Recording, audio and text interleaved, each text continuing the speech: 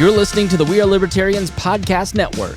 Find all of our shows at wearelibertarians.com. You're listening to the We Are Libertarians Network. Learn more at wearelibertarians.com.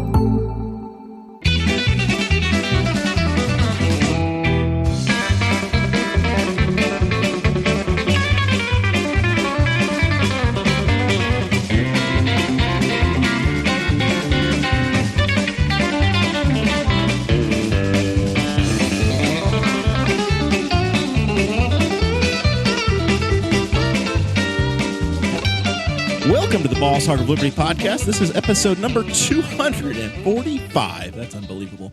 Of East Central Indiana's favorite podcast, Jeremiah Morrill here today. We've got a couple of candidates in the building. Executive video audio producer Zach Burcham and my forever co-host, Mr. Dakota Davis. How we doing, D-Square? Today's episode is episode number 2 in the candidate series for the May primary that's coming up. We have 2 Republican candidates for Indiana House District number 54, replacing Mr. Tom Saunders, friend of the show, Tom Saunders. We have Betsy Mills, who is on my right, so it would be the left-hand side of the screen if you can't tell by the sign. And then we also have Miss Gayla Taylor, who is also joining us. We're going to be talking to these 2 candidates about issues facing the state of Indiana. We're going to start out with education, economic development, then we'll get to land use, roads, and COVID-19, and then finally ending the food and beverage tax, and then cannabis legalization. So make sure you stick around until the very end. This show's about our lives in rural Indiana. We're here to push your boundaries and make you think as individuals. Sometimes we'll provoke you, other times we'll make you laugh, but hopefully you're going to always learn something new. We just finished about 20 minutes of Patreon. It will explain the flowers that are on the table between Dakota and myself. They match Betsy's campaign stuff, but it has absolutely nothing to do with Betsy or her campaign. That's important to note. In fact, quite the opposite. In fact, it's very much the opposite. So if you want to know what it's about, jump in the Patreon, and you can also hear about my anti-hobby farming? Yeah. Anti-tomato? Your war against farmers. Jeremiah hates agriculture, yes. My war against fake farming. Yeah. Fake farming? Like Cade Coker. Fake farming, yeah. Like Cade. Just like Cade. Patreon.com/Boss Hog of Liberty. That's where you can go to support the show every month. That's how we pay the bills around the studio. That's what keeps the lights on. We got a permanent roommate now who's here all the time, working in here every day. So the electric bill's gone up. So, keep those contributions rolling. We appreciate it. If you donate at $50 or more a month, you get a shout out at the front of every episode. Those folks are Miss Christy Avery from all the way in Fort Wayne, Indiana, our favorite Norwex supplier. I got to hang out with Christy over the weekend at Rex Bill's 70th birthday party. Oh, yeah. It Christy's was fantastic. Christy is great, most generous person that I know. Oh, yeah. And then we have Mr. Jonathan Phillips, who's our favorite car dealer in East Central Indiana and also the continental United States. I'm going to sound like I hang out with people a lot, but I got to have dinner with John on Friday night at the Elks Club. I'm going to be really impressed if you had dinner with Mr. Anthony Meyer, who's been on the road, trucking, keeping the goods flowing, and making sure that America stays on track. We love you, Anthony. I just exchanged memes with Anthony. I'm not even sure he's a real person. He's just an orb on the internet that listens and seems to love us. He sends you money, man. I know. Respect. I'm saying he could be the Russians. I don't know. Listen, he has, he's got better memes than the Russians. I'm just going to put that out there. They should hire him to do propaganda. If the Russians want real memes, then they need to hire Anthony Meyer.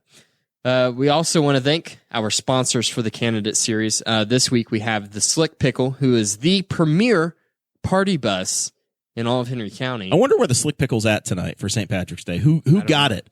What the big party is? We got to check their Instagram page. You can follow on the Instagram. You can follow the Facebook page. They post pictures of where they've been. So if you want to go out to a concert out at Deer Creek Verizon Wireless Clips Music Center by Ruoff Home Mortgage Center, you call the Slick Pickle, and they'll take you out there. I'd imagine if you want to do something for the Indy 500 or Legends Day downtown. Much more fun than an Uber. Yeah. But just as safe as an Uber. So probably safer. Probably being a bus. Yeah. I mean, yeah. You could get hit by a smart car and not even notice it. And you get a whole crowd. You're trying to go out for a bachelor party or a bachelorette party, whatever you have. You call them up, and you don't have to gather up 3 or 4 different Ubers and go riding around. They'll take it. They'll do the whole thing. That's right. So check out the Slick Pickle on all of your social media and get a hold of them, rent them out for all of your transportation needs for your parties. Great people, the Slick Pickle. We appreciate them for supporting the show. And if you go support them, tell them the Boss Hog of Liberty sent you. Remember, all the sponsors that we have on the show, they're the ones that are helping us, make ends meet. So by you supporting them is also supporting the show. And we appreciate that. We appreciate you guys. We also have T-Chip Source to get Boss Hog of Liberty merchandise. tchip.com/BHO1234 and BHO mug. I don't want to create urgency, but I'm going to create urgency. Oh no. I think it's time that we say that there's a last call on the Boss Hog Gators. Yeah, because you don't need them anywhere other than airplanes, and I don't think they'll let you wear a gator on an airplane unless you want to cause an incident. So I'm going to say there's also regular masks. I'm saying on the gator, just on the gator, okay. we should probably get ready to discontinue that. So we're creating urgency. If you're making your COVID time capsule and you haven't acted yet and got your Boss Hog Gator, you've got a week, and then Dakota's going to take it plug down. the mugs because Save. mugs are their mugs are It is so St. Patrick's cheap. Day. Uh-oh. We have the regular mugs are $8. A color changing mug that changes colors and reveals the Boss Hog logo whenever it's hot is like $9. It's just crazy cheap. I don't know who set those prices. I need one. That way. I need one. I didn't set the price. I did. I'm drinking, I don't know what I was thinking. probably taking a loss on them. I'm drinking my Guinness Mint Stout, which is left over from the Christmas Patreon episode. Yeah, it's been hiding in the fridge, and because it's St. Patrick's Day, I nearly lost it. There was a bit of a spray. I apologize to the live audience. There's some on the beautiful Boss Hog ThinkPad that took an entire bourbon and Coke about 4 months ago, but we survived. A 32 ounce. It was disturbing. Dumped straight in the. All right, can we get into this thing that everybody's here to watch? We have Betsy Mills. We have Gayla Taylor. I think that if you've been listening to the show, you know Betsy pretty well. So we're going to start out with Gayla Taylor here, and we want to know a little bit about yourself. What's your background, work experience, education, anything like that. So let us know who Gayla Taylor is. Uh-oh. She's been muted, but we've got it back. Are we good? You're good. You're on. Okay. I'm fourth generation Henry County resident. My dad still lives on the farm that I grew up on over between Kenner and Shirley. I'm a graduate of Shenandoah, 1985. My boys graduated from Knightstown. Throughout my life, I've lived in Kennard, Shirley, Middletown, Newcastle, Mount Summit. So all over Henry County. Awesome. So you raised your boys here. Mm-hmm. They went to school in Knightstown. I have twin boys, and then I have a stepdaughter and a stepson. Between my husband and I, we have a 30, two 29s, and a 28. Wow. Right. My boys are 29. Well, they'll be 29 next week. They're all grouped together. Yeah. And I'm expecting grandkid number 9 in July. Wow. And the oldest one is 6. You're going to have a whole team of pages just coming right along. If you win this race, you're not going to need to have the other Henry County folks. You can just have a grandkid a week do the paging duties, and you'll be covered. She said that you're getting ready to have 9 grandkids. The oldest one is 6. Yes. So if you have the grandkids over at your house, yes, it's crazy. It was the Memorial Day when the pandemic, everybody was vacationing at home. We went to Family Leisure and got an above ground pool. Of course, nobody was working that year. So our pool got put in September. And so we didn't really get to use it nearly as much as you planned on it. No, and try telling all these little kids. You ordered on Memorial Day and you get it by Labor Day. Yeah, actually they did. They put it in Labor Day weekend. Oh, no. Yeah. And, try telling all these little kids that they can't swim. Yeah. So, but the next year, it was last year, Father's Day weekend, we opened it up. We tried to open it Memorial Day weekend, and since we didn't get to open it when they first put it up, we didn't realize that there was all these issues. Oh. There was a gasket missing out of the pump. Okay. And I actually went through my house and I found a canister that has one of those flip tops and has a bracket that you latch. Yep. And You make your homemade gasket? I made my own gasket. You're a survivor. You're I in am. Jeremiah's I wheelhouse am. right now. This is Jeremiah's life. I have an in-ground pool, and I've rebuilt every bit of plumbing on the thing since I bought my house 7 years ago. So I'm right there with you. And the most stressful day of the year, one of the most stressful days, probably the most stressful day of the year, is coming up, and that's the day we open the pool in the spring, because you don't know what you're going to find. I'm already there's the anxiety again. We're right on the edge, because you got to take the cover off. The liner could be in trouble. Wild animals could jump in, and you could lose the liner. The pole pump has to come back on. It's a whole thing. So all right, so Let's stick with the garden. That's my gosh, stop it. I have that too. Stop. And Join that comes in Patreon, handy everybody. when you've got a bunch of little kids, because that teaches them hard work, so that when they get older, they want easier work. And then they can lay by the pool. Yes. So and then the day job, the professional qualifications. Yes. skill My day set. job. I'm a computer geek. I have been for 22 years. I've worked from home in various capacities.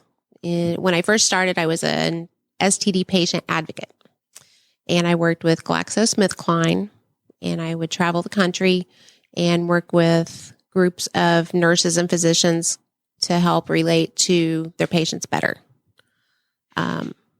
So I did that for a while, and then from there I went into being a virtual assistant and web design, graphic design. So Very nice. yeah. All right. And then I know Betsy's been here a time or two, so most of the audience is familiar. But for those that are just tuning in for the candidate series and haven't made their mind up yet and are learning, Betsy, what's the elevator pitch about Betsy Mills? What do the folks need to know? Born and raised in Henry County, graduated, also a Raider. Go Raiders. Yeah, baby, blue and gold. The 533 is very well represented today. I was actually 755. There's also 354, but yeah, you got it. Listen, I tried. K through 12 at Shenandoah, very proud Raider, just like Gayla. It's a great school district.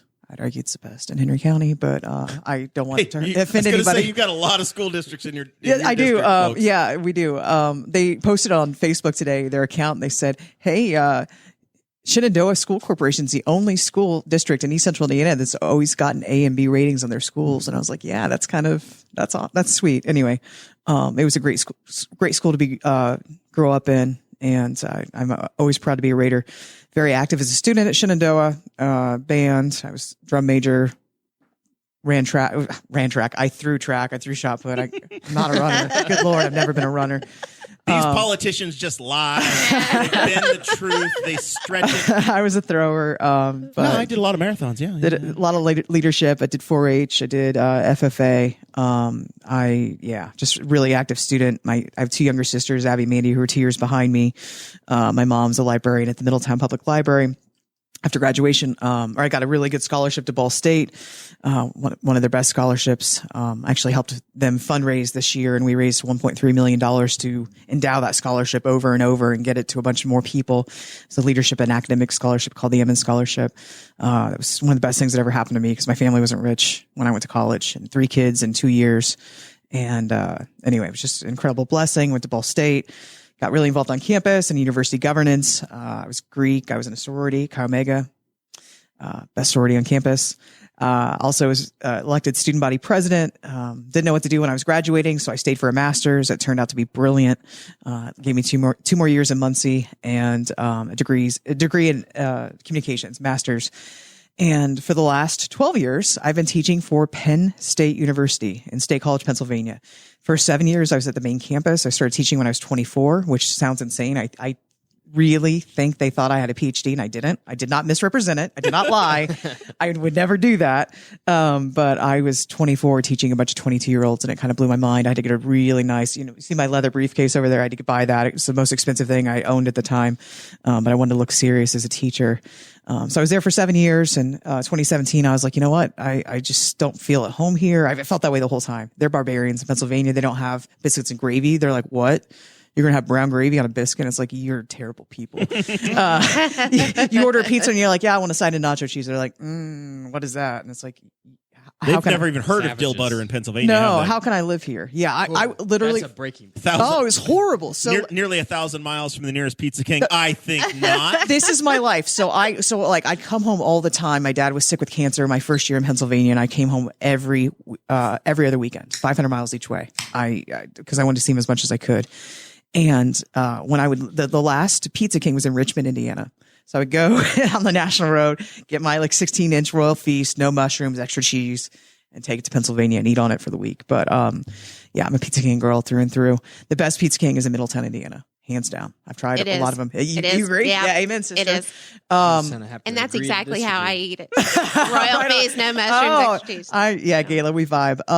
So I'm going to be honest. I'm a pepperoni lovers or pepperoni pineapple would be my two.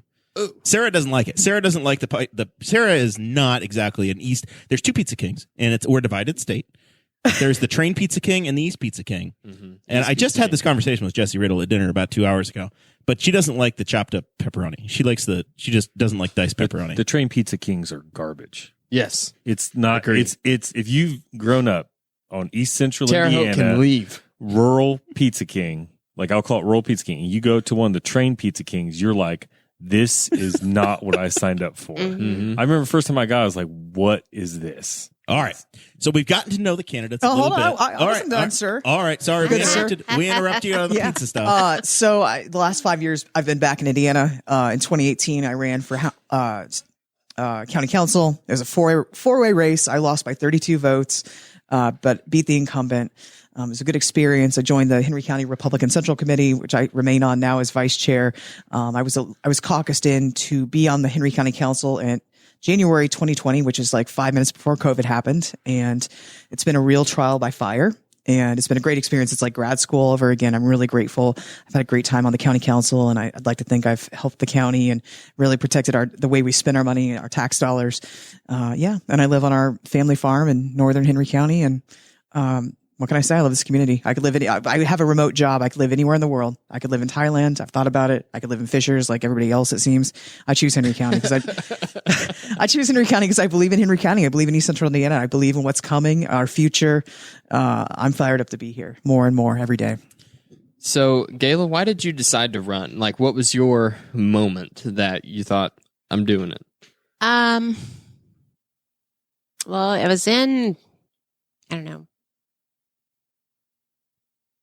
Late December. I had a couple of friends that called me and said that Tom Saunders was retiring, and they urged me to run and told me to think about it, pray about it. And, nothing against Betsy or Bobby or Nancy. I mean, I just absolutely adore all three.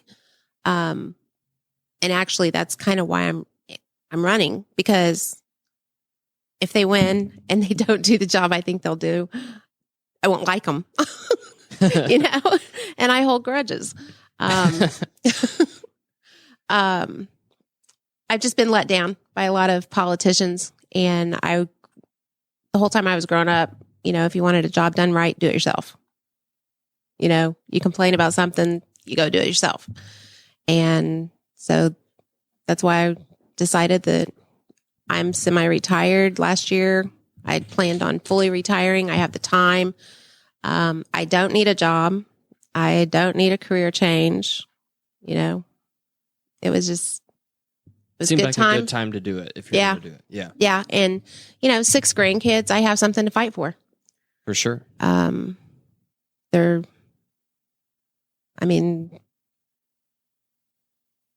Actually, it'll be 9 grandkids. I'm losing count. They're multiplying quickly. Anybody They would are. after 5. No one blames I have a friend on Facebook that he's like, every time I turn around, you're saying you're having another one. I'm in the baby business. But out of the 9, I have 2 that are boys. So I've got all these girls. Oh, wow. I was a boy mom. Now I've got all these girls. Now you're getting to experience the other side of it. Yeah. And Betsy, what was there's a lot of issues we're going to talk about tonight, and then there's a handful we may have to catch up in final thoughts as if you guys have others you want to discuss. But what's your number one focus for jumping in? What was the impetus? Well, it's an open seat. And Tom served our district honorably for 26 years. I really respect that he has, I really think he has tried hard to represent us. And sometimes he's gone up against the caucus, against other interests. And I truly think he's tried to represent Henry County, Rush County, whatever the district was, because it's been redistricted a few times. I will always respect that about him. But I think I have a lot to offer with regards to experience and leadership in the party, not just being Henry County vice chair, but being young Republican vice chair and other things, Lugar series. I've had a lot of political training over the years, a lot of political education. I've worked on policy. I'm really policy based. Like I work on legislation. I really read studies. I read data. It's all in my training. I think I can go down to the state house and be an effective person, not just in the caucus, but in the legislature and also for the district. Like go down, go to war, fight for Henry County, Rush County, and the tiny bits of Shelby and Hancock. I think I can do that. I think I can do it well. I feel like my 2 years on the council really represent that I have. When I first started a little over 2 years ago, I was scared to death. Like every comment I made, I was just like, oh, did that sound dumb? I'm worried about that. Now I'm like, no, I'm going to examine every penny that we're spending. I'm going to ask questions. Sometimes they're hard. Sometimes I make people mad. I don't care. It's my job to protect the taxpayers. So, the same kind of logic goes to the state house. I'm there to fight for our people. I'm there to fight for East Central Indiana. It's an opportunity. I think I provide the best experience of anybody in the race, but I respect every single person for putting their name on the ballot. It's tough. It's tough to do. People attack you. People are mean. It's not a glamorous lifestyle all the time. People are usually ticked off at you for one reason or another, but we don't do it. I thought you ran for office and became a millionaire. If you knew how much I made on per hour, like my council work, you'd cry. But we don't do it for money. We do it for service. We do it because we're trying to serve the community. We're trying to make things better. And I believe in the opportunity of East Central Indiana. I really do. Like I said, I choose to live here. I could live anywhere else. But this is home. So one of the biggest topics that we've seen go through the State House in the last couple of years was revolving around education, teacher pay, teacher retention, mandates coming from the state in the state legislature down to school boards about what has to be taught. I want to hear a pitch from each of you, and I think we'll do the snake draft style. So we just were with Betsy. We'll go to Betsy and then over to Gayla. What's the Betsy Mills position on public education? What role should the State House have? What could we expect from you if you're a state rep? Well, that's a broad question, but let me say, as a public educator who's only known public schools, like Shenandoah, Ball State, Penn State, I believe in education. And I also believe in school choice. And it's funny, I know that school choice gets attacked a lot, but actually 80% of school choice is public to public. And I think if you're living in a failing school district and you want better for your kids and you're paying taxes into a system that doesn't give them the education they need, that, having flexibility there to maybe choose a different path can be really, really vital. And it's not perfect, but that makes logical sense to me. I think as an educator that educators should be consulted on legislation. And you have House Bill 1134 in the show notes. I read that bill in early January, and I had multiple conversations with legislators in the House and Senate. And I said, some of them were sponsors. And I said, listen, I know the intent here is good. I know your heart. You're a good person. I know you're not trying to do anything wild here. This is going to tell teachers you don't trust them. You don't trust their curriculum. You want to create a ton more government to oversee everything. It's going to blow up. It's not going to go well. And they just didn't hear it. They didn't hear it. And I don't want to be like I called it, but I absolutely called it because it was really obvious from the get-go. And I know a lot of conservative teachers, public school teachers, and they are all mad as hell at 1134. They were mad. They felt disrespected. They felt like you didn't consult us. You're trying to fix a problem that may or may not exist. Do I have concerns with regards to that bill? Like what is being taught in classrooms, ideology? Absolutely. Absolutely. In my own classroom, I work very, very hard to I always have to keep a political balance. I don't show my hand on what I think politically. It's not my job. I want them to be able to take whatever position they want. I ask them to go after data and research and make their case. Every class I've ever taught. And I judge them on that, not on the position, because that's what we do. In America, we're allowed to disagree. But with regards to 1134, that was predictable. And I think we need to listen to teachers. And over to Gayla, your opportunity to speak on education. Any comments on the 1134 bill or just a broader view on the state's role? The 1134, like Betsy said, I know their hearts were good and I could understand the thought process, But these days we have so many people that are so offended by everything. And it just left this giant hole. You know, people could just get so offended over anything and everything. That needed to be nailed down, more defined. I think teachers need to stick with the basics, reading, writing, and arithmetic, history. They don't need to, too much is being piled on teachers. And too many parents, teachers in our schools and daycares, they're raising our kids. And there are a lot of teachers out there who really care about their kids, and same with daycares. But there's a lot of people out there who's doing it just for the money, who's doing it just for the job. They don't have a vested interest in the adults that those kids become. And look what that's got us. You know, we've got this entire generation of kids that It's like any other job where like you do it for so long and as you go along, there becomes more and more rules and you get jaded and then you stop caring about it and you're going to ride out your time. right. And that is not the job to do that in. No. And you just don't see the teachers getting involved with. Teachers are forced to keep a distance from kids, because somebody might get offended. And so how do you think we go about fixing it? Like, what's the solution to? You trust teachers. You train them well, you educate them well, you pay them well, and you trust them to do the right thing. Right. And obviously if they don't, you hold them accountable. But I had teachers on the right and left at Shenandoah, and we would have amazing debates in classes. Like the FFA teacher, Steve Hickey, he was incredible. And he was you remember Hickey? Legendary. babysat his kids. Legendary guy. He was a staunch Republican. We would have amazing discussions. He'd tease the people he thought might like Hillary Clinton, but like he would listen and go back and forth, and it was gentle and it was thought provoking, and that's what we should do. I had one of my teachers was staunchly Democrat. We would debate things back and forth. It was respect. We're not even allowed to have conversations anymore because of offending. Right. And the thing is, there has to be mutual respect. We have to be able to engage and say, you're a good person, I'm a good person. Let's talk about this issue. And then we'll move on. Very often your goal is the same thing. It's just how do you get there? Absolutely. Right? How is it through policy? Most people that are involved in education, their goal is to get kids through school and prepare them to go into the workforce, right? Right. But it's how do you get there? Does the school board do it? Is it based on curriculum that the parents are picking? Is it based on curriculum that the state is saying you got to do it? And can we actually sit down and talk about it? Right. I'm scared to death of teacher shortages. And when I did teach at Shenandoah, I was amazed at, from when I'd been there to when I was an adult, how many interruptions there were with regard to testing. I looked at what my students were learning in other classes, and I was like, this is easier than when I was here. What are you actually learning from this? Like and I'm not attacking Shenandoah. I think Shenandoah's education is excellent. I'm scared about education in general. I think students walk away with less and less. They don't have those tangible skills. They don't know how to grow a garden. They don't. What are we equipping our young people with? The tools to be adults. They don't know how to go about securing a mortgage. I mean, they have no idea.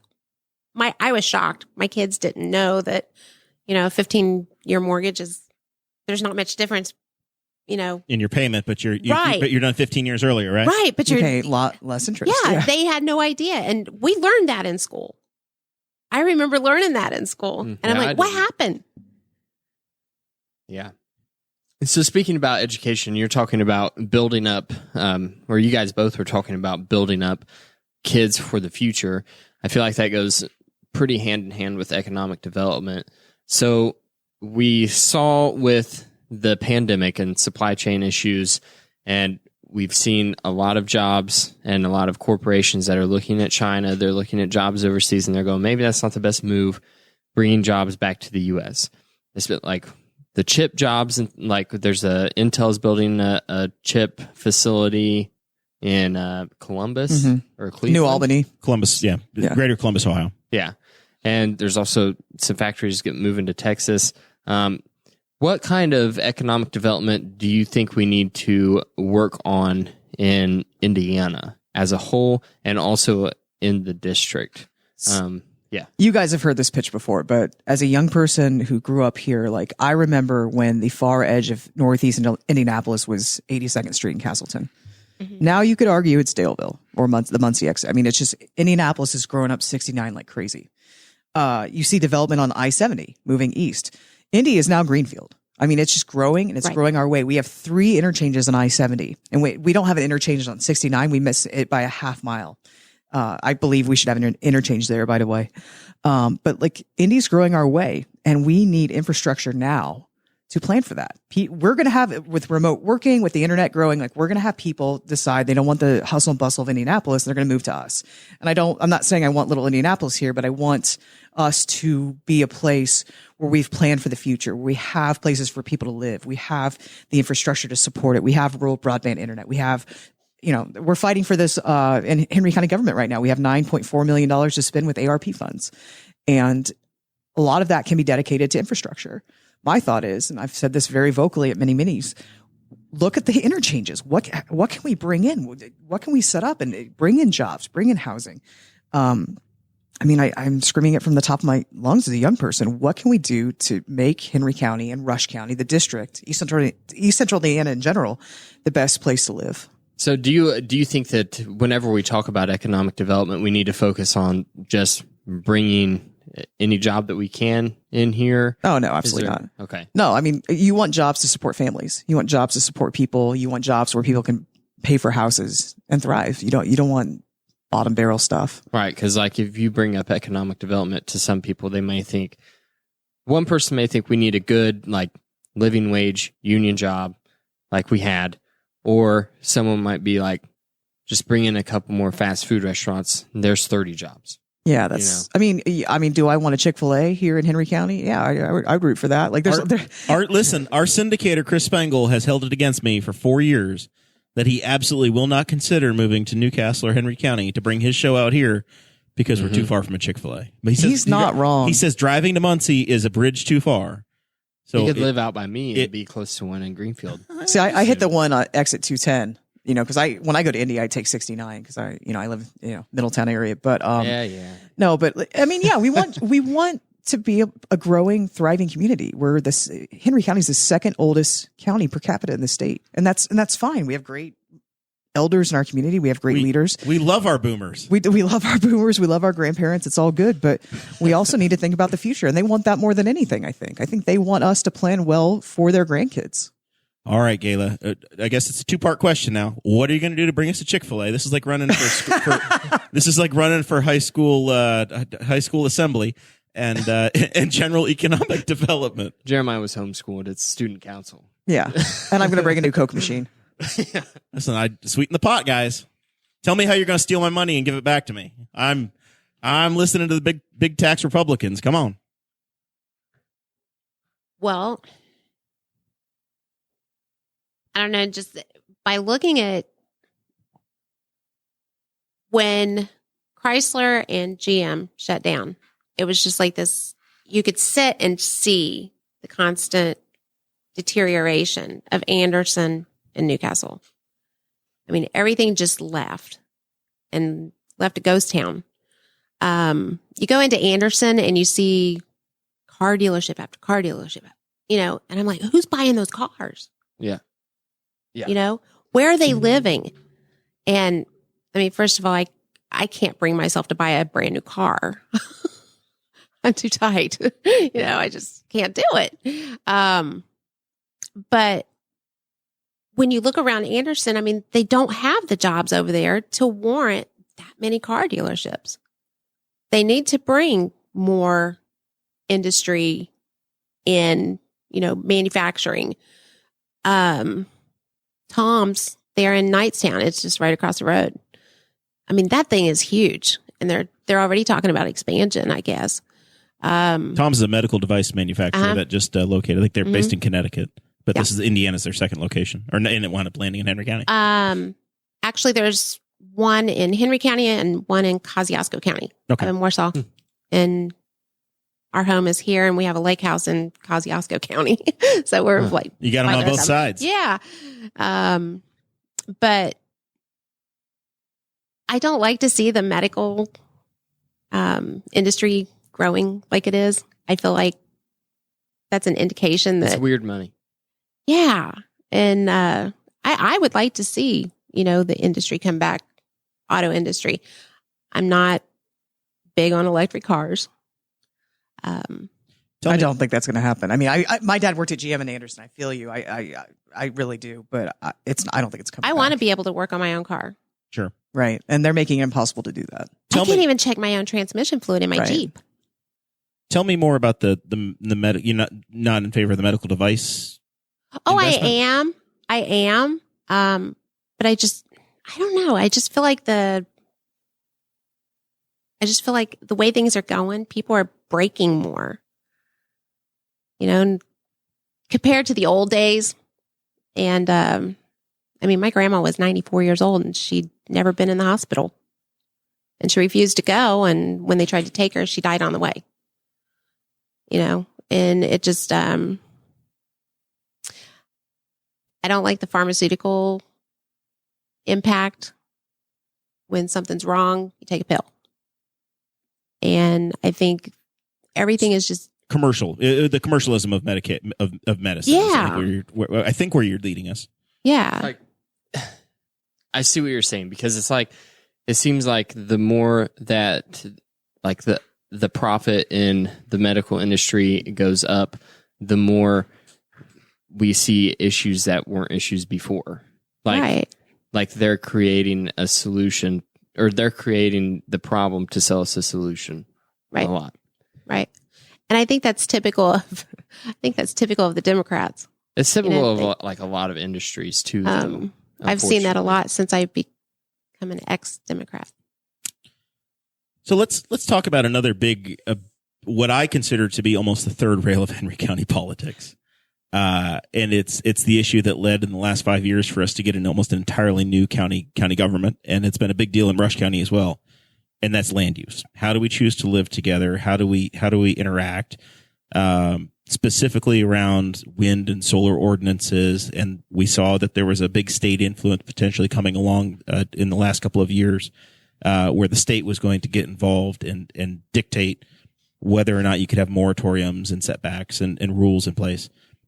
What's your view, Gayla, on the state's involvement with land use? I'm not a fan of the government being up in my business at all. The State, smaller- county, township, federal, all of them. The smaller the government, the better. And I do want to see a lot of things come back from the federal government back to the state or back to the county. I'm not a fan of doing away with township trustees, that kind of thing. I think the more local you can get your government, the better they govern their people. As far as, the wind farms and the solars, I'm all about being a good neighbor. If you're going to do something that's going to impact your neighbor, then you need to have a conversation with your neighbor. Because they work just as hard to get their home and their land. And you need to have a conversation with them before you do something that's going to deteriorate their investment. If it's going to deteriorate too bad, then buy it, buy them out and let it, I'm not a fan of those big wind turbines. And if you have one on your property and something were to happen, would it end up on your neighbor's property? And if that's the risk you're going to run, then don't do it. But I don't think So from the General Assembly side, should the General No. Assembly be getting involved, or it should No. be left to the local planning commission? It should be left to and the local. commissioners? Okay. local. All right. Yeah, because we've seen Same thing for rezoning with Yeah. general business, residential, et cetera, et cetera. Right. Local. Okay. And Betsy actually was the one that changed my mind a little bit on the wind turbines. I was pretty agnostic about them originally, maybe even leaning slightly towards pro in some cases. But you came on the show and talked, I think it was whenever you were running for county council, and mentioned like this goes back to our economic development issue, was if we build a lot of wind turbines here in areas that could be used for like residential housing or bringing a manufacturing facility here, but we've already used up this land and there's these giant setbacks where it's unsafe to build anything around them, then we've shot ourselves in the foot for future development. The opportunity cost of not being able to use that ground for what may be coming. Right. And I don't think that necessarily applies much to the state level, but I just thought it was a really good point. I like to bring it up because it's an interesting topic that whenever we talk about wind turbines, and I don't the counterpoint to that, and I because there are people in the cars that I think need to hear it as well, is that yeah, you could say that that's a general 10,000 foot policy, but you don't own the ground, right? So per taxpayer 1, 2, or 3 owns the property, and they're going to say, well, I can lease it or sell it to who I want to. None of your business, Dakota. Right, and I agree, and that goes back to exactly what Gayla was saying. Is you have that conversation with your neighbor, and you go, listen, like.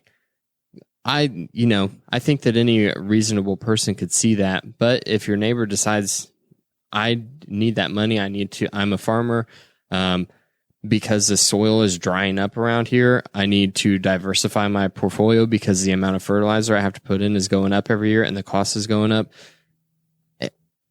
What are you going to do? I get that. I have a lot of sympathy for farmers who are looking at what's going on in Ukraine right now and saying, I'm going to be paying so much for fertilizer this year because they're responsible for so much of the world's production. And I'm also sympathetic to farmers who want to diversify their land. Luckily, we sit on one of the richest aquifers in, I believe, not just the state, but the Midwest. This is a very fertile ground, and we're lucky. And every year it seems like our farmers get better and better yields. I'm a big believer in federalism. Everybody stay in their lane. Federal government, stay in your lane. State government, stay in your lane. Local government, stay in your lane. And what we're seeing over and over is Indiana's state government is wanting to encroach on the locals.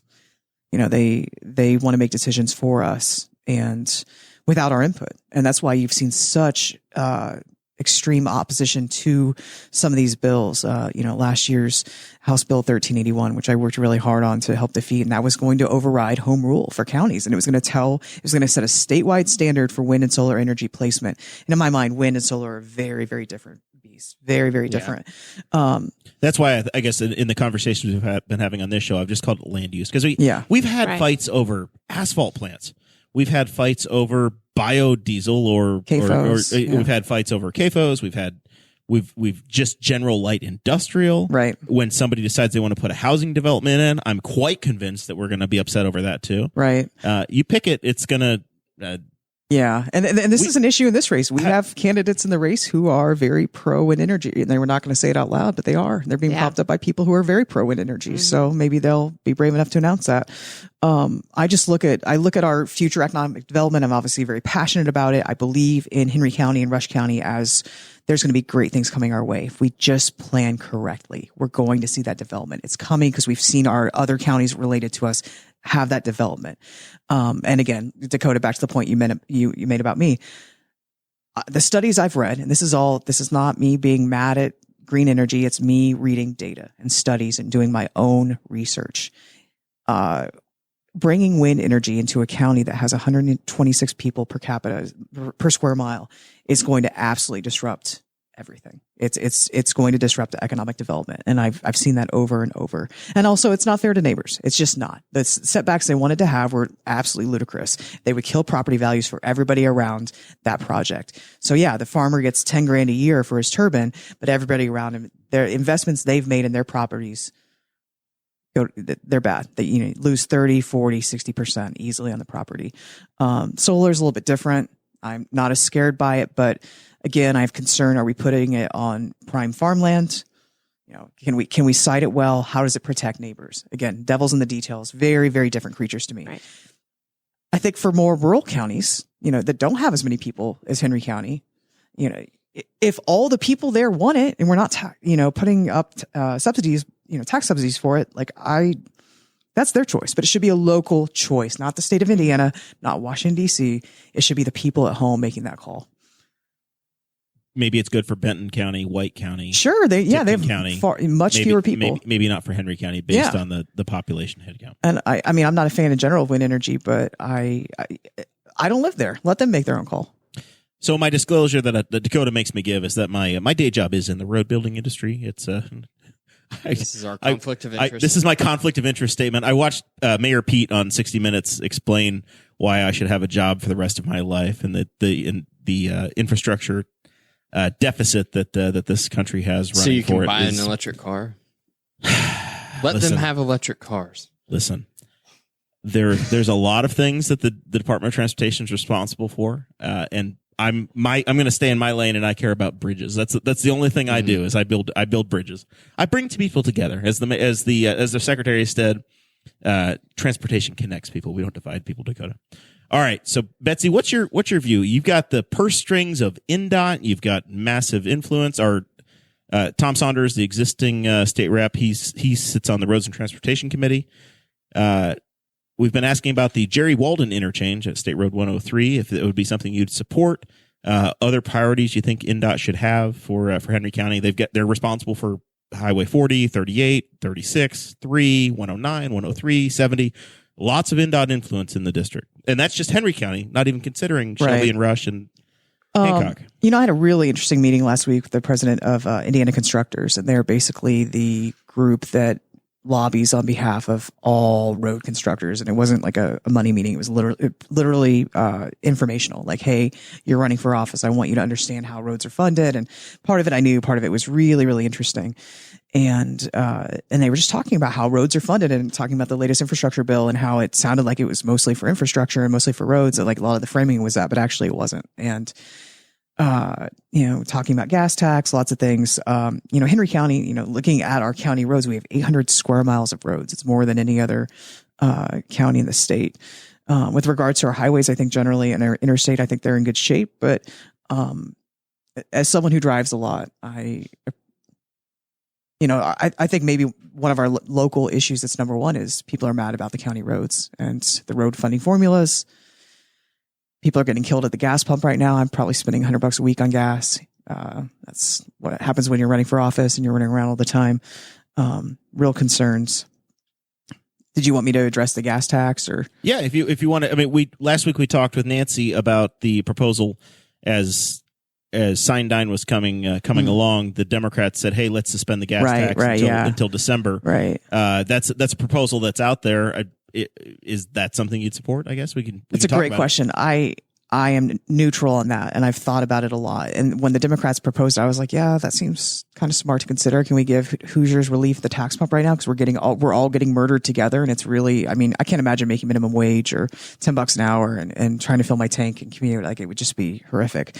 And then I had that meeting with the gentleman from Indiana Constructors, and he said, it's not that we're opposed, but if you suspend the gas tax for 6 months until July, actually, it's going to cost $300 million. Do we have it in reserves? Yes, we do. You got to fund it, of course. But what precedent does it set? That the next time we're in crisis, you suspend it again. That's going to cost X amount of money. The precedent's already been set. Yeah, and maybe it's worth it. Maybe we say, hey, we've got billions of reserves. Hoosiers are hurting. Suspend it now. Like, I'm not opposed to that. I just think there's a lot of nuance to this. So it's something I'd really want to learn and study more. I'm not trying to play both sides of this. I just think it's complicated. So, but I want to see us continue to make our roads better. All right, Gayla. Let's talk about the roads a little bit. We have seen a lot more road funding because of the increase in the gas taxes that was passed through the Republican legislature. We also have federal grants, and also the infrastructure bill that was passed in 2017 by President Trump increased a lot of road funding for states, specifically Indiana. So what do you think, if you're in the state house, how can you lobby for your district to get better road funding, better road construction done? Do you have any kind of project in mind? Would you support the interchange at State Road 103? What are your thoughts?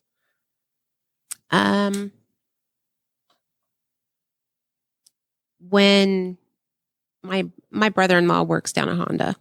So when Honda came in, I saw what happened with that and the interchange down there. I think if you have an idea and commitments to justify the interchange, that needs to come in first so that it puts You want the locals people's to make minds- a case to right to justify it. I do think there needs to be one at 3 and 70, and like Betsy said, over on 69. I used to live in Middletown, so is it 236? Yeah. Yeah. That's my dream project. From the minute I started studying, I want an interchange at State Road 236 and 69. It's a half mile. It's 0.4 miles into It's Madison needed County. there. But yeah, and so NDOT has this rule that they'll only have an exit every 4 miles. My understanding, it's exactly 4 miles from the exit 234 in Daleville and 226 in Anderson. So my dream project is opening that up for Northwest Henry County. Yeah, it's definitely needed there. Absolutely. And in the challenge, or the local case for that would be to help Joe Wiley and the county commissioners, or not Joe Wiley, Joe Copeland. Oh my gosh, I'm living in the past. Forgive me, everybody. We've been doing this show for a while. The new highway superintendent, Joe Copeland. If you did have that, you would take people off of the Henry County roads. So the road system for folks leading into Middletown are taking Raider Road. They're taking from the north, whatever the road is that comes off of State Road 67. You would create an interchange that takes people off the county road system and directly into Middletown. Right. And it would provide incredible economic expansion in the northwest corner of the county. It would make all that land just so much more valuable. It would mean I don't have to drive through Anderson, 53rd, Scatterfield, all of it. I jump on the interstate right there, and I'm in Indy probably 10 minutes faster. And it's a win-win for everybody. And I know there's ground there that's like protected. You only need 2 of the 4 corners to make it work. So I see a lot of opportunity there. But for 103, Gayla, you're saying like we need to have a plan for that land that's around it so that we're not just offering people cornfields whenever they come off of 70. Right. We need to develop a plan before you can pitch this to NDOT to say, hey, we need to get this funded. We need to get it rolling. So, yeah. I think that would make it appealing there's a lot of industries that could come here. We have a lot to offer. We really do. It would be a very convenient exit for families that are coming to the youth sports facility. Hundreds and hundreds and hundreds of people coming. That's right. Every weekend with a direct road straight up 103 to 300 and into the sportsplex. Yeah, but they have State Road 3 there too, and it's going to be like halfway between the two. So. One of our viewers, Bobby Steele, says that State Road 236 and I-69 is getting replaced next year, so they better lobby quick for an interchange before the contract is designed. Oh man, and it happens. I've been begging our folks in the State House for years, and I don't know where that's gone. It's on the docket. If I get elected, I will push for that hard. Be the number one priority. Yeah. What do you think about the gas tax, Gayla? Do you think that this would be a good time to pause it like we did in 2008? Or do you think we just let it ride so we don't get used to cheap prices and then get slapped again? I would just let it ride. I would. I think we've given way too much over the pandemic. I think too many people have gotten used to the handouts and the discounts. And, people haven't made a student loan payment in 2 years. Right. That's crazy. At some point, That's nuts. household, this is what I talked about last week with Nancy. At some point, the federal government's going to turn that faucet back the other way, and the average family is going to have a $200 or $300 payment that they're going to be responsible for. Right. And as much as it's helpful today to have that discount, unless the government's going to go on with it in perpetuity, it's going to come back out of a family's budget. And then what have you led people to do?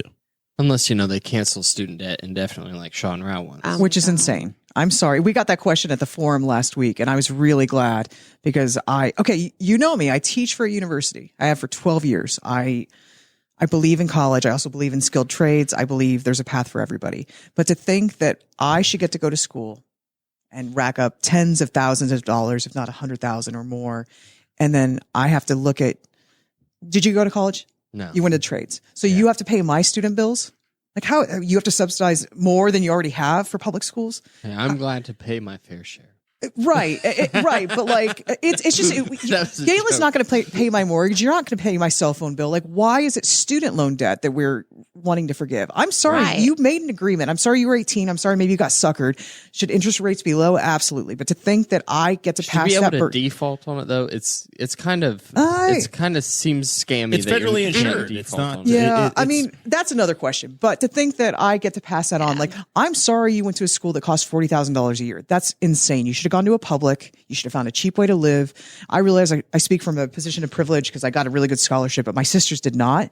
And they paid every dime down they could, and they both paid off all their loans in less than 10 years, but they killed themselves to do it because that's what you do. Dig at your sisters? No, I'm proud of them. I'm proud. No, I'm proud of them because they worked really hard after school to pay down their debt because that's what you do. You take out debt, Right. you pay it down. It's an agreement you made. Your bond is your word is your bond. You But signed somehow the student dotted loan is line. different. I'm sorry, I have opinions, and I'm a teacher. Like I want people to be educated, but I will say that this is probably more of a federal issue. oh, absolutely, it has nothing to do with us. Yeah, I was surprised. It's weird Yeah. that you guys got that. I just brought it up to make a dig at Sean. I think we got some weird Just questions from joke the with audience him. trying to throw people off. Oh, it I think came there from was the some audience? shenanigans. Oh, all the questions came from there was some shenanigans going on, but I think we overall did okay. Yeah, we shield it here. We write the questions in advance and then give them to you. No ahead of gotchas time. here. Yeah, that's why I keep coming back. You guys are fun. It's an easy conversation. There are no surprises. You guys just do the talking and we interact with Yeah, you. Gayla and I agree that there were some shenanigans last yeah. week. Yeah.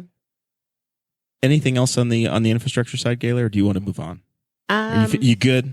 I'm good. All right. Dakota? All right, let's talk to Gayla first here about COVID-19. Let's talk about, because I know, Betsy loves Governor Holcomb, so we can't start with her. In 2020, Holcomb issued a statewide emergency declaration due to the COVID-19 pandemic. I want to know what you thought about the emergency declaration, what you thought about all the mandates that came with it, and just basically what you think we did right with the pandemic and what you think we did wrong with the pandemic. And I recognize that answering that question could take like 3 hours. We'll try to keep it to 2 hours or less. Yeah. Well, I think Governor Holcomb he has to have the ability to declare an emergency, but I think there should be a limit on how long that reach will go. We have our elected officials for a reason. We elect them to be our voice, and they need to be that voice when it comes to things like shutting down the state.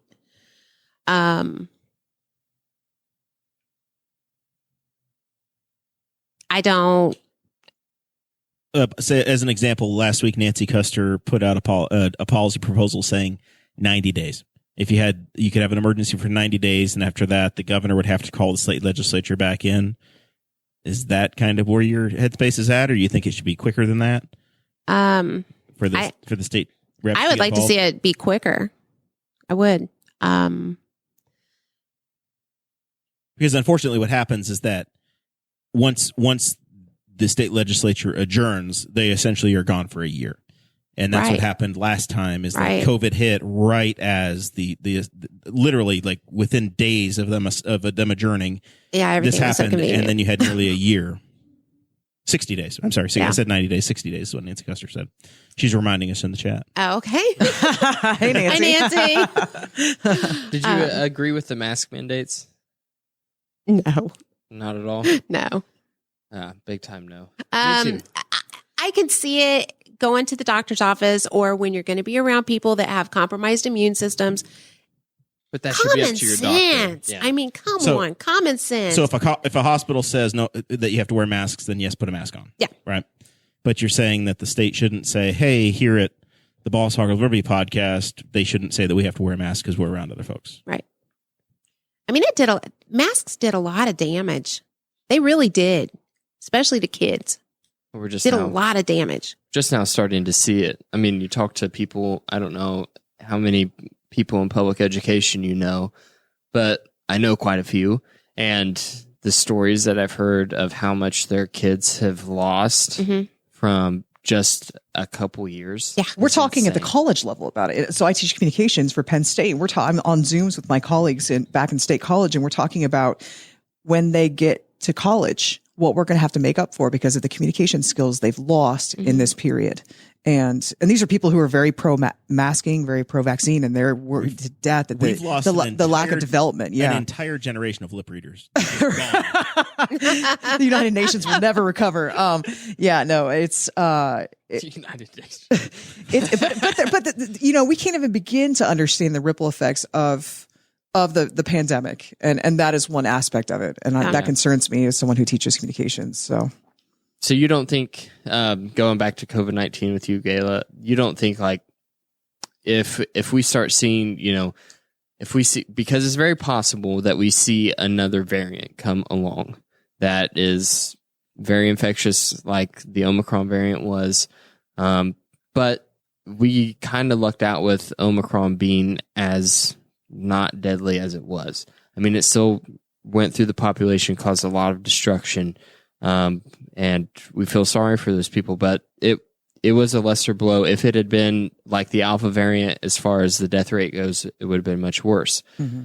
With that being said, like, do you think that there's any kind of role that the state government can do to try to mitigate those, or is it just like we educate the people and hope that that's enough? I'd like to see common sense make a comeback. People just washing their hands and coughing in your sleeve. I mean, I can't tell you how many times I've been someplace and see a professional speaking and they cough in their hands and then they come up and want to shake hands afterwards. Or go to a campaign luncheon or something and they're serving fried chicken. That's disgusting. And potato wedges and ranch. Yeah. Yeah. Listen, if you're running for office in Indiana and they're not serving pork tenderloins, I think there's a problem. Yes. Communists. It's got to be tenderloins. This is the Pizza King pizza and tenderloins should be the staple of every campaign event in District 54. I think the point you're making I'm is the reaching in. You're sharing. Right. Just general sanitation, you think. Yeah. But it's personal responsibility working around that. Yeah. I mean, personal responsibility, that needs to be taught from the start. I mean, way young. But we have a real lack of that in culture. Yes, right we now. do. So, We do. yeah. And it's bad. So then the response that you saw was that the governor grew his beard, as an authoritarian does, and And that He's helps, just trying to look like Henry. They match now. and that helps with COVID. and I mean, he assumed the executive powers, and then he held on to them for 2 years. Mm-hmm. Do you think that should have ended quicker, yes. like after the third day or 30 days? You got a time frame? I would say 30 days. I mean, I would like to see our elected officials step in and start that conversation because nobody, for an example, I mean, Christy Nome, I mean, her state, they had very low rates. Right. They didn't, Should the state representatives have done anything different, or is it just the governor is what he is and the powers are what they are? I just don't like government overreach. Okay. Yeah, we saw a lot of it during the pandemic. We did. Betsy, defend your boy. Defend my boy. I think very highly of Governor Holcomb, and I think he had a very hard job. And I'll tell you about the job I had. So I told you before I was caucused in January 2020. I remember calling Angela Cox in early February 2020, a month into council, saying, hey, this COVID-19, what are we doing to prepare for it? She called me right back, and we had a really good chat. And I thought, this thing sounds really scary. And then all hell broke loose a month later. And we're getting data from Wuhan and different places that, hey, this virus is going to take out 3 to 5% of the population. It was really scary. And you remember 2 years ago this time, I mean, everything's changed and we know so much more now. We know it's airborne. We know it's not, you don't really touch it and get it. You breathe it. And there's so much more science that we have, and we have vaccines and all these things. I'm generally very anti-mandate. If there's any defense I can offer in general, it's that as a brand new elected official, it was like, how do we prevent death? How do we keep our people alive? I was helping to arrange cold storage on behalf of the coroner's office because our morgue at the hospital only held 2 bodies and it wasn't enough and it wasn't ventilated in a way that was safe. I mean, having those conversations a couple months into office and you're like, my God, what have I gotten myself into? It was wild and it was scary and we thought it was going to kill a lot more people. And I'm saying we've learned a lot. And does that justify every decision? No, we made a lot of mistakes. We never should have shut down any business. We never should have picked winners and losers. We never should have. It shouldn't have been a crime to go get my hair cut? No. I mean, right. There's just so much that we learn now. We're like, gosh, we got that wrong. We being the government, not me. I didn't get to make those decisions. The council is a fiscal body, not an executive body. But I would just say we have learned a lot since then. And what I would hope is that we learn that we never do it this way again, that we have learned and we keep things free. We let people make personal choices. So what does the state legislature do to say, okay, we've learned from this.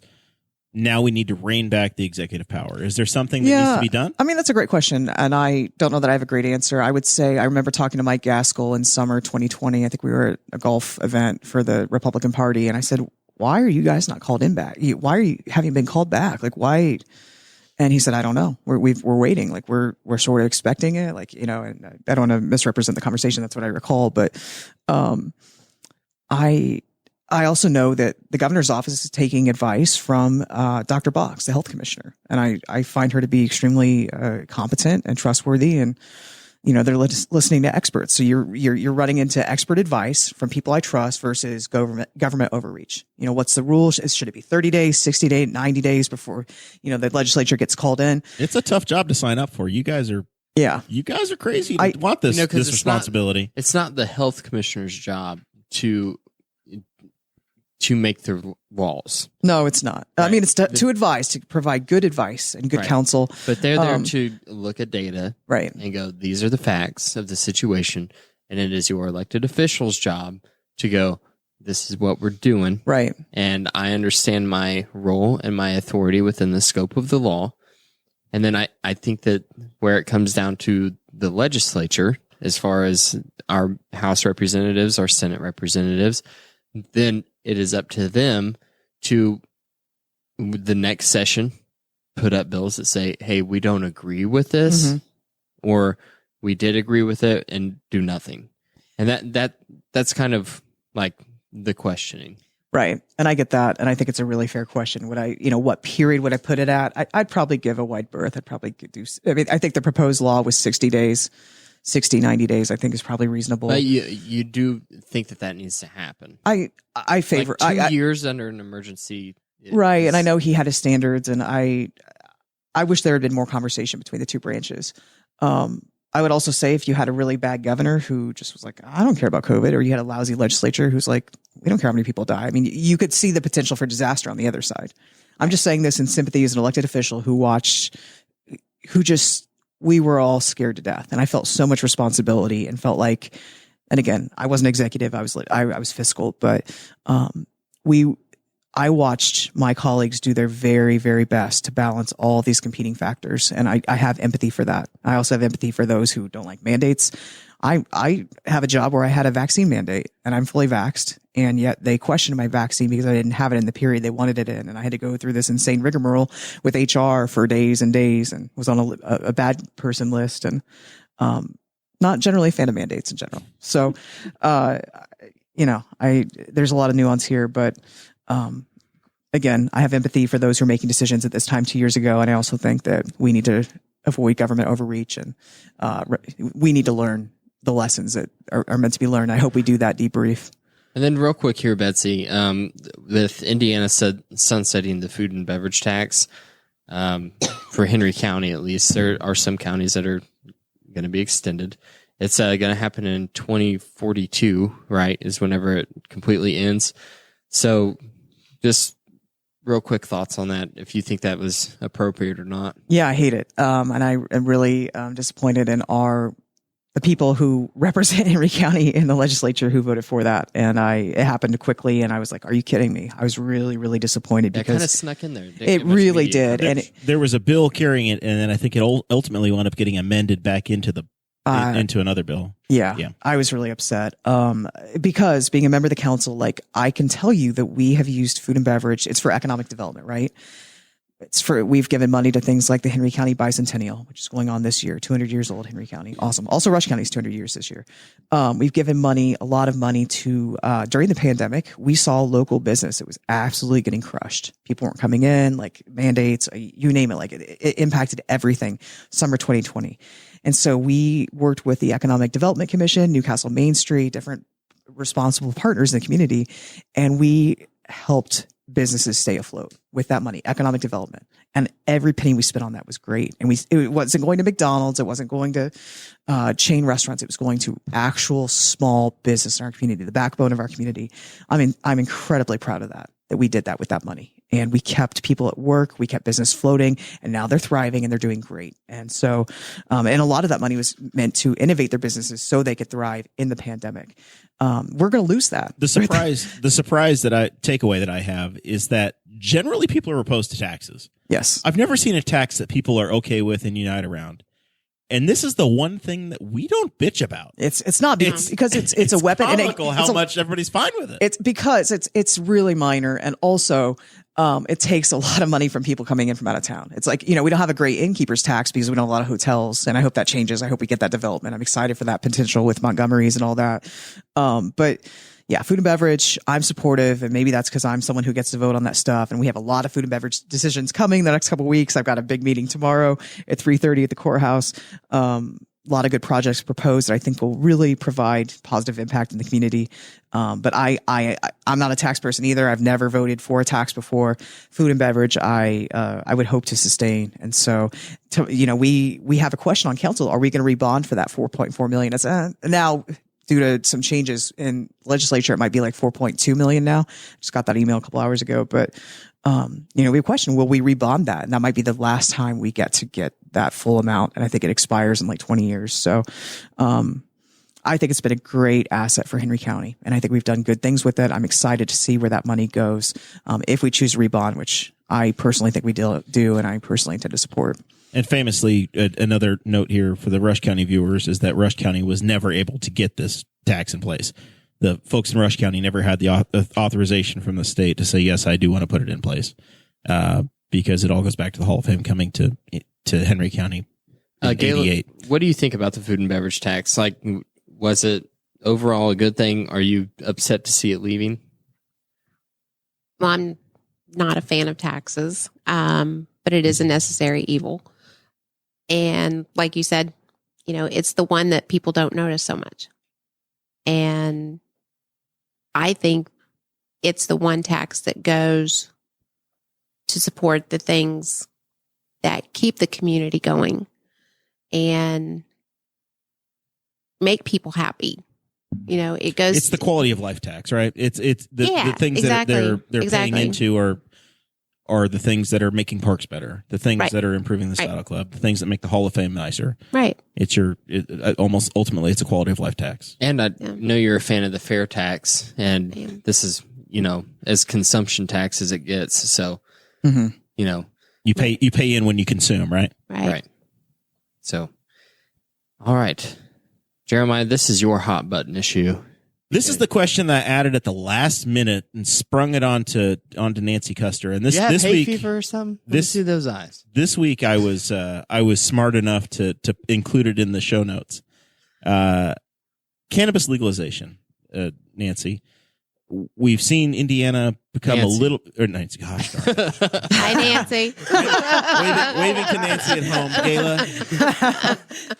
The wonderful Gayla Taylor. Cannabis legalization. We've seen our neighbors legalize. We've seen medicinal marijuana in some states. We've seen full recreational, just complete decriminalization. There are Abdul Hakim Shabazz, the conservative commentator in Indiana, says, well, the governor's been saying that it's regulated federally, but he's challenging that, saying, well, actually it's not. And by the way, they're not enforcing it.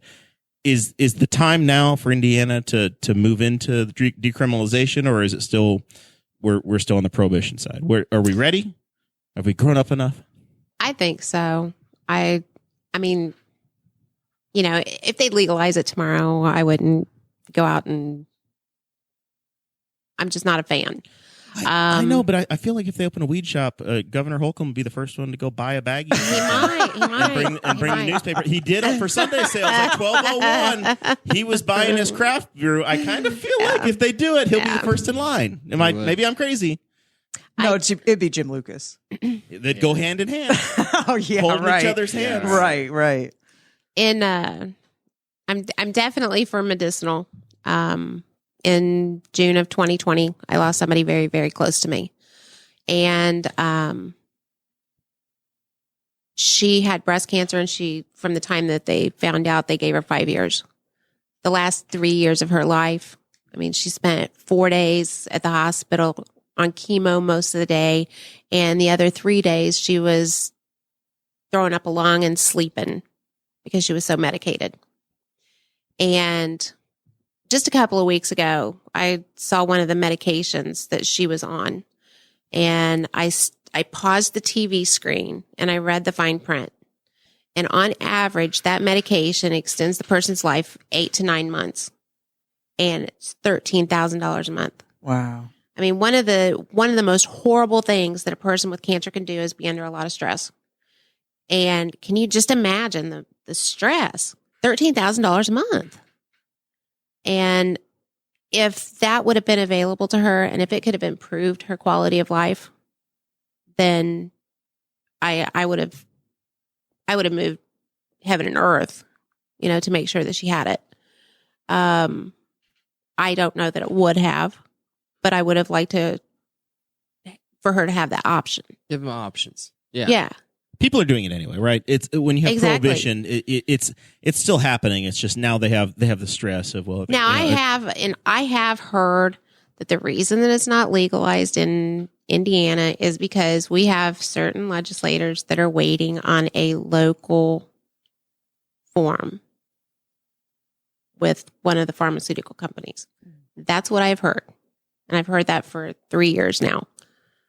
And when you say forum, a meeting or a decision from some local pharmaceutical companies to give it their blessing? A form.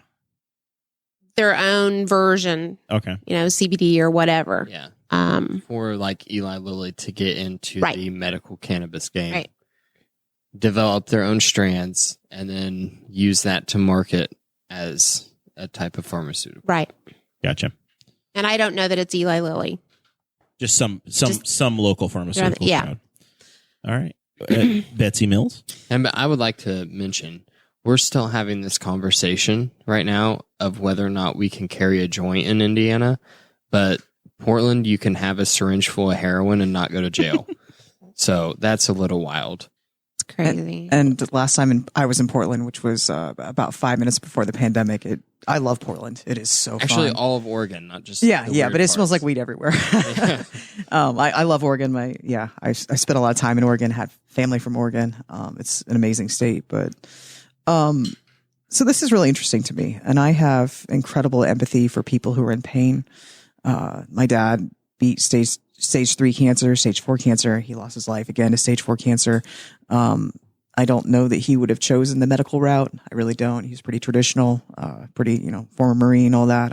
I don't know that I would see that in him, but options beyond opioids would probably be nice for a lot of people. And I know that I've read a lot of studies from people who are like, this helps me. So I am really empathetic.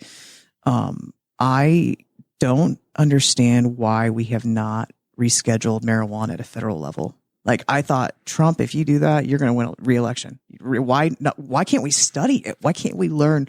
Why is this so taboo? Why can't it be rescheduled so it reclassified from Schedule 1 to Schedule 3, where, universities can and researchers can actually give us good data on this, better or worse. Like, let's learn about what this plant does. I still don't understand why that's not happening. That just seems so obvious to me. 10 years ago, Purdue University just studying hemp was taboo. Right. Like, I don't understand why. Like, Trump, Biden, I don't get it. Like, what's the holdback? So I have a lot of empathy. I've known people, like, there's someone I'm thinking of. I'm not going to name him, but he's an Iraq war vet. He's a Marine. He was banged up over there pretty bad. I'm sure if he were taking medications, he would have a boatload.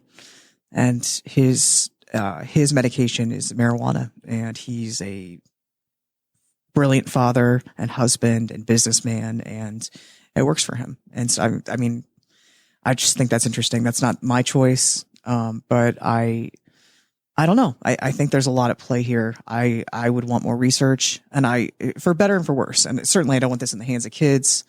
Also, I think we need to think about impact on workforce. I know that in Michigan and other states that have full legal, there are work shortages and issues that are connected to this. And not to say that prevents it from being legalized, but I just think. But you have work shortages in Indiana. You have right. It's a little bit Ohio. different there. Like the data I've seen is a little bit different, but yes, I recognize that. And that's true for everywhere. When you get to whether people can pass a drug test, and because it's a Schedule I substance, right, it is looked at from the Department of Transportation. Like my job, because I have to hold a Class A CDL, I am subjected to Department of Transportation random drug tests. So even if it was legal in Indiana, yeah, and even if the company I work for said, go for it, guys, we're not going to test you, then I still couldn't partake because of that federal issue. Right. And that you do raise a good point. As a person who is full on board for legalization recreationally, you do raise a good point in the fact that there are people who can't pass a drug test now. Yeah. And does that mean I want people who have weed to go to jail? No, no. So no, we don't need to put more people in jail. It costs way too much money. It's been a huge issue in Henry County. We're building a brand new, our jail is going to be done in like 2 weeks. Ribbon cutting's coming soon, which I'm really excited about. And why I'm excited, not because it's exciting to build a jail, but because we're going to have a treatment center in it. And I think that's really going to reduce recidivism. So I'll ask the question relatively simply. If you're in the General Assembly next January and you get a bill that says, hey, yes, medical marijuana, would you be in support of that? I would consider it, and I would want to do all the research. I want more information. And the same thing for recreational and medicinal. I want more information. I sorry, I know you want a good answer. I don't feel like I know enough to give you the solid answer. I want to do the best thing for every person in my state. And so I want to learn more. I'm not a subject matter expert on this.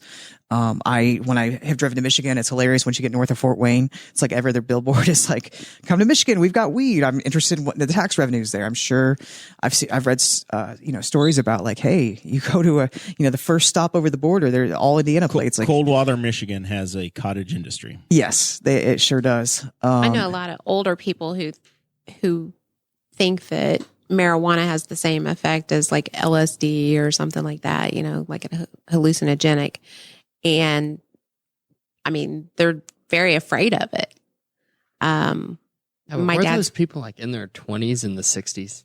I know. Right. Well, my dad's one of them. And I told him, I mean, I tried it twice in my early 20s and I hated it. Didn't inhale, I'm an extreme type A person. No, I didn't. No, I'm an extreme type A person, and I just didn't like even having that slightest bit of, Yeah. That little anxiety hit. Yeah. But I would much rather be driving towards somebody who's just smoked a big fatty versus somebody who's drank a 6-pack. Oh gosh, I don't want either of them on the road. Yeah, honestly, no. But no I mean, you're gonna have somebody going 30 miles an hour versus you know, right? And thinking they're going 80. Yeah. I mean, seriously, after we left the debate, there was a truck in front of us that was driving down 38, and you could see him passing it back and forth. Oh my gosh, you really could, and they were like Wow. going 30. There's one story I want to tell you, and I know we're trying to wrap up, but I worked as a dispatcher, the police dispatcher at the Middletown Police Station for all throughout college, my 6 years, my bachelor's and my master's. I worked third shifts.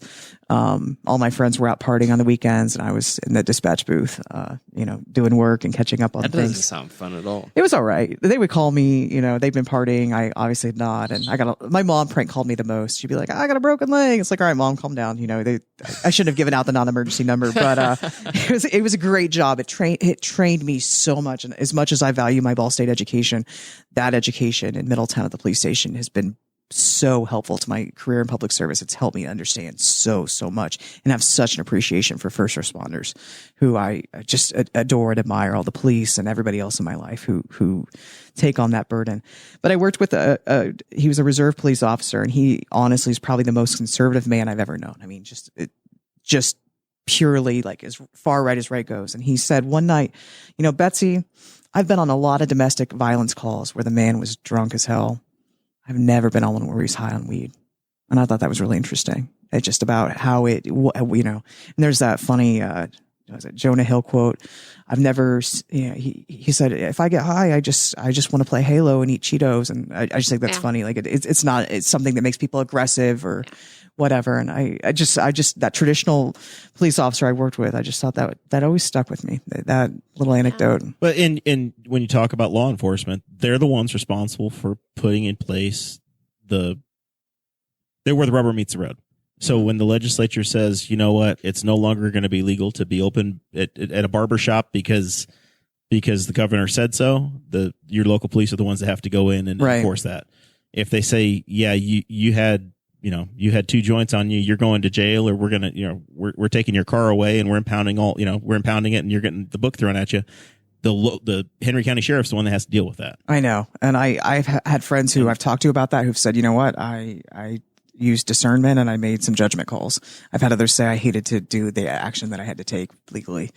That's tough for the officer. I am always behind the officer. And there's always the risk of violence, right? Anytime you force them into an interaction, ultimately, if you don't do what the law says, it escalates to the next step, to the next step, to the next step. And then where does it lead to? You're creating conflict that may not necessarily be there. Mm.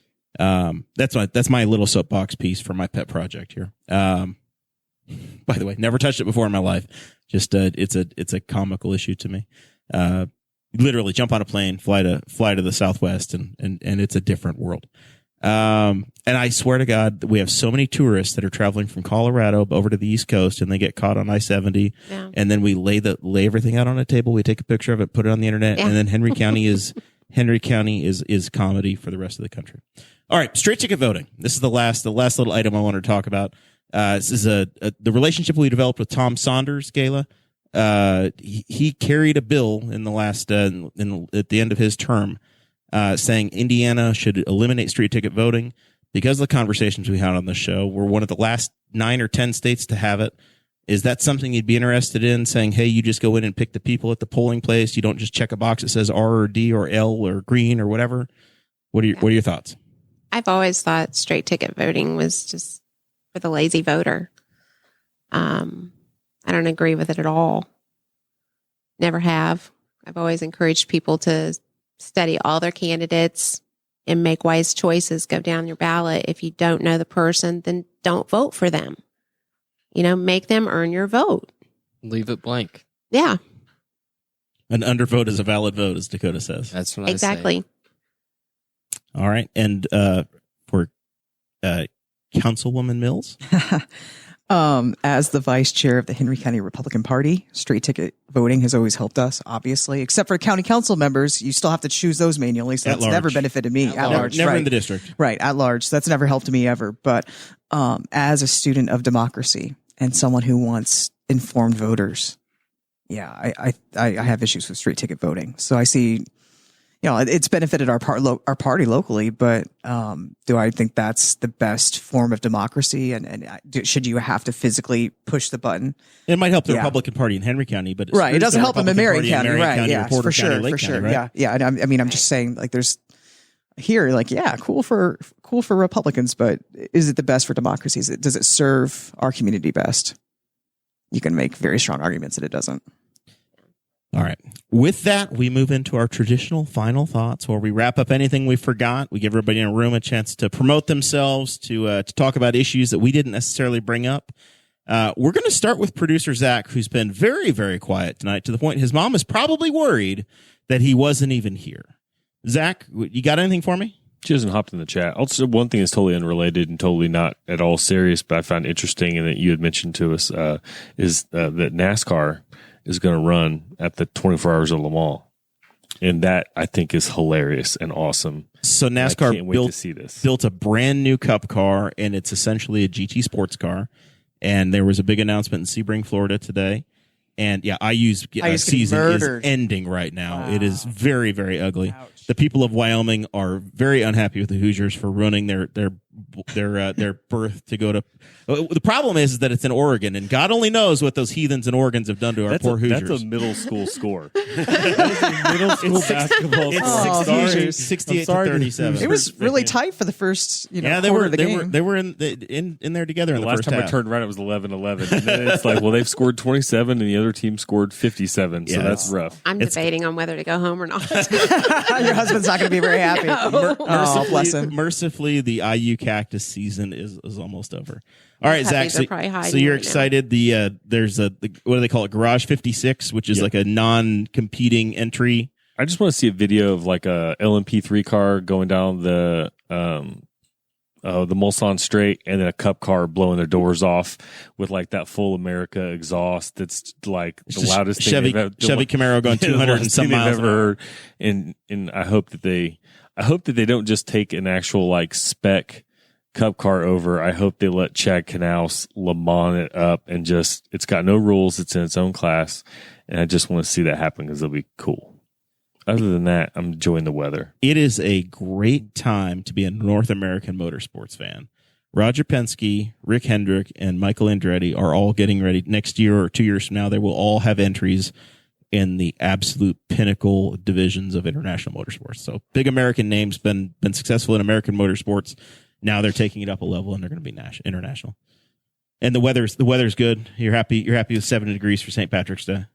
I mean, I was actually hot today. Like I went from, it was 15 on Saturday. 15 Saturday morning. I de-winterized my camper about noon on Saturday, and I said, this is stupid. I know it's getting warm, but the water hose was literally frozen. I had to thaw my water hose to be able to fill the water tanks to be good for the year. I was putting tile down in my kitchen. I have a wet saw, like tile saw. Yeah. And the water froze in the pump for the tile saw, so it was a dry saw. I had to walk in the St. Patrick's Day parade down in Rushville, and my mom was like, "You'll want to bundle up," and I was like, "Yeah, okay, mom." And then I went down there, and I was like, "I hate myself." Like it was so I should have bitterly bundled cold. up. It was below freezing all day knows. Saturday. It was like 25, 26 Saturday. So yeah, as a high. And then it was 75 like 3 days later. I'm like, I know. Midwestern springtime. We probably still got a good 6-inch snowfall coming at us at some point. Who knows when?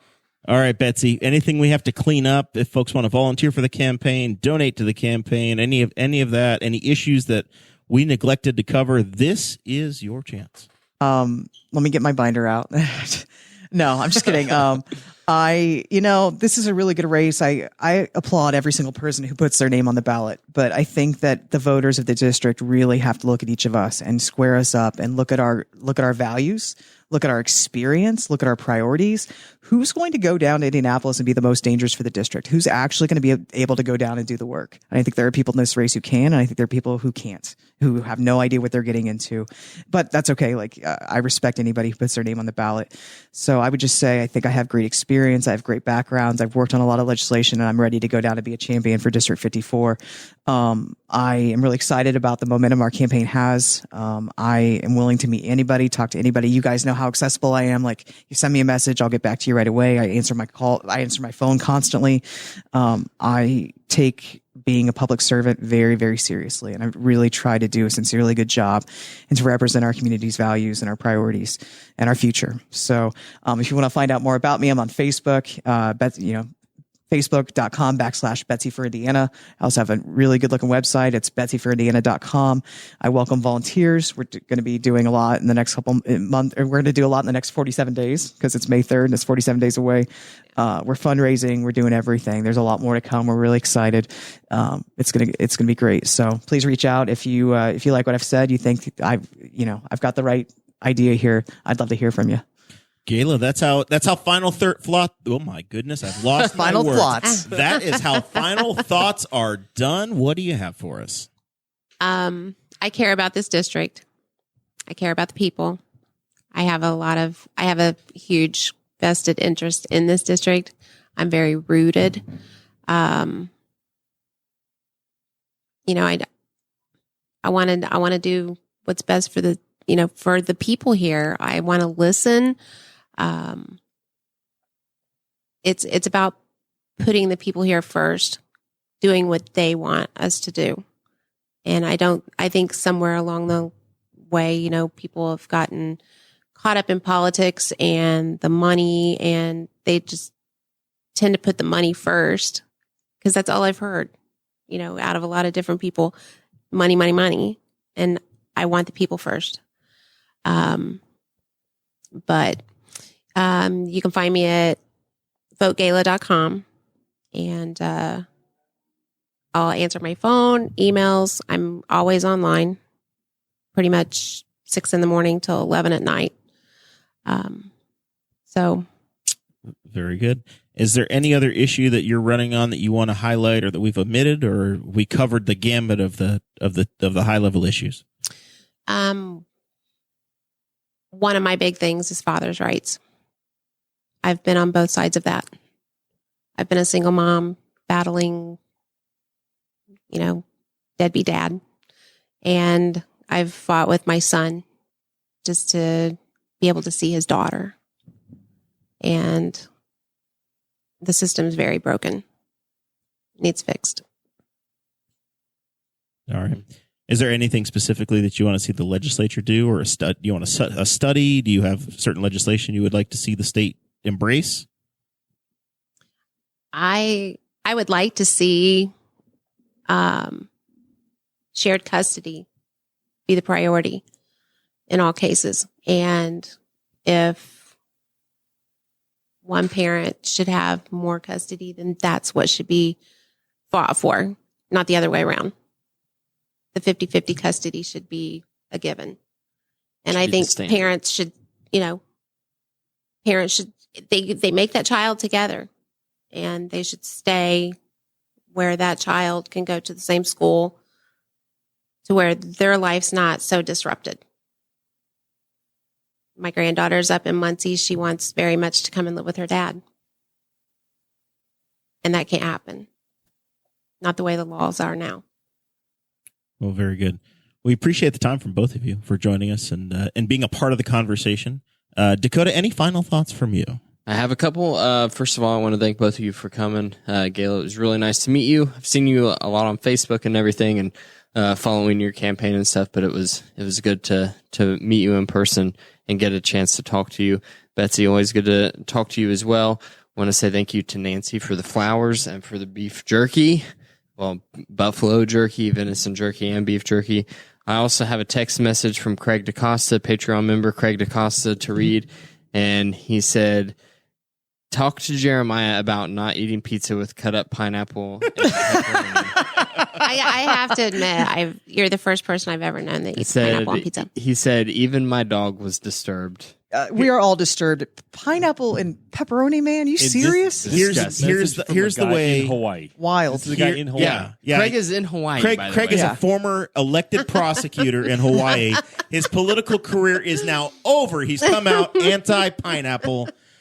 Craig is in deep trouble. Are you in the pockets of big pineapple, Jeremiah? Listen, I'm pro-agriculture, okay? Oh, really? Oh, what? Because I remember 2 hours ago when you were attacking all of our local farmers and gardeners. Listen, if you listen to the transcript, if you join the Patreon at any level, you can go back and you can listen to my words myself, and you'll understand. No, you won't. You're going to judge him hard. The nuance. I will tell you this, Gayla. My very first date with my wife was at Giordano's, a very fine fake Chicago restaurant on the northeast side of Indianapolis. And we sat down, first date, blind date. We talked to each other a little bit on the internet, but it was our first sit down together. Chicago deep dish pizza. That is pressure, because you've got to wait an hour for the thing to come. Thank God I can talk. But we ordered, we sat down, and it was pepperoni and pineapple. We agreed. What do you want? Do you want this? She asked. She said yes. It was perfect. Once you can You're agree a bully. That's you belong why. together. You can agree on pepperoni and pineapple as a pizza topping. Everything else in life just falls together, but you and just the said rest earlier works that itself she out. doesn't like it, bro. You bullied her into it. No, time out. Don't you twist my words. doesn't How like dare chopped you? up pepperoni. She doesn't like Dakota. Zach listens. She doesn't like the Pizza King chopped up pepperoni. She loves pepperoni. I will say this. You married very well, so we all love Sarah. I see. She's in the chat. Pineapple on pizza Love you, equals girl. love. So, all right. Pineapple on pizza's fine, just not on pepperoni. You got anything else for me, D-Square? Yes. I want to thank the Slick Pickle. Make sure you check out the Slick Pickle. Go check out their Instagram, Facebook pages, and things. They help the show, and if you help them, then that helps us. Tell them the Boss Hog of Liberty sent you. Also, go to bosshogofliberty.com. Send us a voicemail. if we get a funny voicemail or something cool, then after all the candidates come through Dakota and we're ready has to been pitching- loosen up, Dakota has been pitching We'll this play the voicemail voicemails. idea for months. Nobody has ever left him a I voicemail. haven't checked it in probably. I'm gonna crank call you. Please do. He's looking for anything because this has been months. This has gone on. I hope it's somebody with I an haven't urgent checked it in a question long and you time. haven't looked at it, and it was a very topical thing, and you've ignored it. Hey, I have no idea what they're talking about yeah. I just want some voicemails. I listen to Theo Vaughn's podcast a lot, and he always does that where even if he has guests on, he'll be like, got a call, and it's just people that leave voicemails, and they'll like talk about something on the last episode, and it's really, really funny. Like, good stuff. Could I be want somebody that for complaining. us. Could be somebody complaining about pepperoni and pineapple pizza. Yeah. Craig. Yeah, Craig, that could have been a voicemail. Craig, how dare you text when you could have called? Damn it, Craig. All right. It's like 5 p.m. He's a defense attorney. He should be keeping somebody out of jail, and instead he's texting Dakota over my pineapple habits. That was probably his one break in the courthouse. Oh, the chat is now filling up with people that are going to leave voicemails. You're going to get your wish, Dakota. You better check the email. Good. Thank you so much to everybody that's listened and participated. This show, 8 weeks. Listen, guys, if we don't have fun doing this, I'm going to lose my crap. So we try to keep it lighthearted. It's an 8-week candidate series. We're 2 weeks in. I'm very appreciative of everybody that joins us. I think it's important for the audience. I think it makes the candidates better.